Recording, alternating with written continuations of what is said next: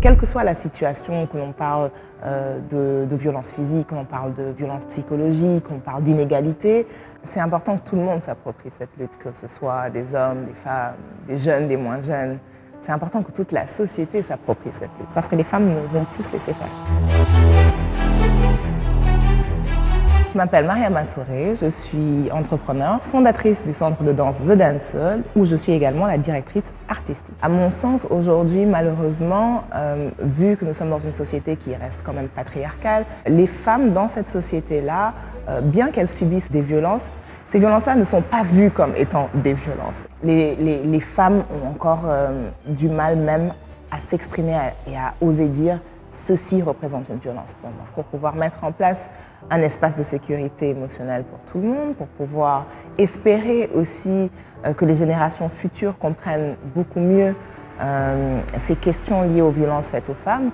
Il faut forcément que les hommes comprennent. Je pense que de manière plus globale, il faut tout simplement que les hommes acceptent un peu plus ce concept de féminisme-là, ouvrir leur esprit à l'idée que l'autre puisse, tout autant que soi, accepter ou refuser des choses, mais aussi à autant d'émotions valables et valides que soi. Toutes ces choses-là doivent être explicitées dès le bas âge, et dans les familles et dans les écoles. Ce n'est pas un combat de femmes, c'est un combat de la société.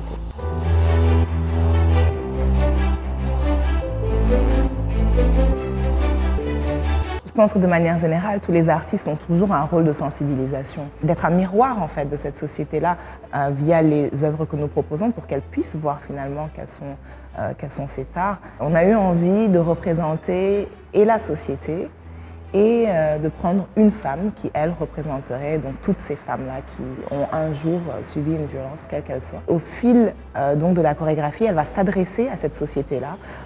Parfois, ils vont réagir en l'agressant et parfois, ils vont juste choisir de fermer les yeux, de se boucher les oreilles ou encore de se taire. Et pour nous, c'était ça qui était important aussi d'imager à quel point finalement les personnes peuvent volontairement ne pas voir, volontairement ne pas entendre et surtout volontairement se taire face à des abus qui soient faits aux femmes.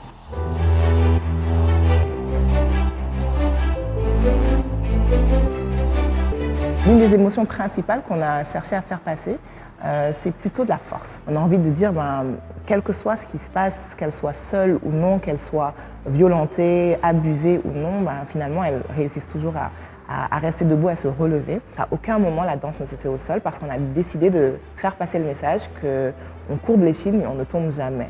L'histoire, elle se termine avec une femme qui reste forte.